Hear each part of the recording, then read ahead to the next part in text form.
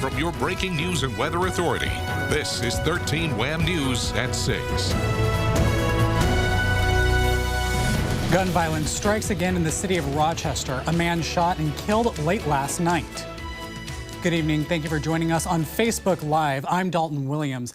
Now looking for suspects in the city's 66th homicide of the year. Officers found a man in his 30s who was shot outside an apartment complex on East Main Street. He died at the scene. The motive of the murder is unknown at this time.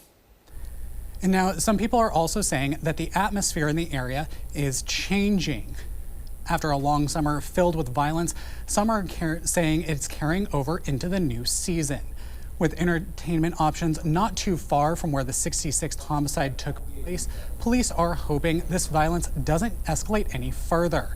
We spoke with a community member today who says he was in the area recently and noticed a change in the atmosphere, and he says he was shocked to hear about the homicide last night. I was in the neighborhood recently with a friend, and I felt the pressure, the atmosphere of some sort of negativity and violence. So I headed out of the area quickly. There are currently no suspects in custody. Now, police ask anyone with information to call 911 or Crime Stoppers at 423-9300. A 13-year-old girl was saved by troopers after falling into a gorge at Letchworth State Park this morning. Late this morning, State Park police responded to a report of an injured person who fell into a gorge. They found a 13-year-old girl roughly 150 feet down a slope. She was saved by the troopers' high-angle rope rescue team and is being treated for non-life-threatening injuries.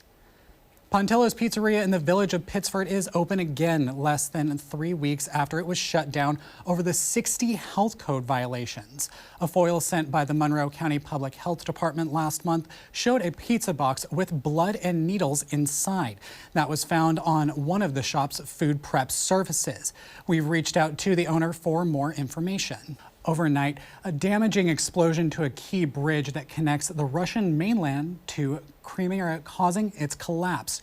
Ukraine is denying responsibility for the attack. The Ukrainian president claiming forces have retaken about 300 square miles of land that had been occupied by Russian troops this week. Russian President Vladimir Putin said he would use any means necessary to protect Russian land. And the U.S. intelligence is quick to point out there has been no change in Russian nuclear posture.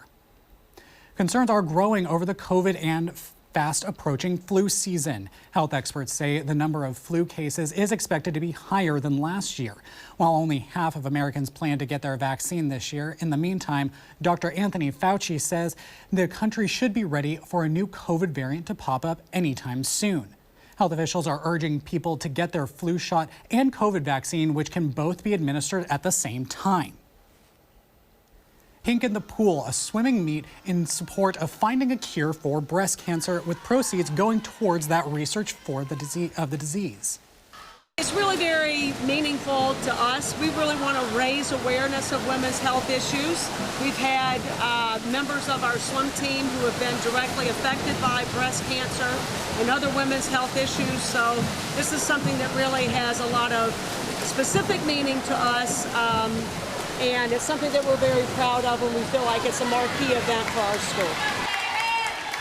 If you want to donate to Pink in the Pool, we have a link on our website, 13wham.com.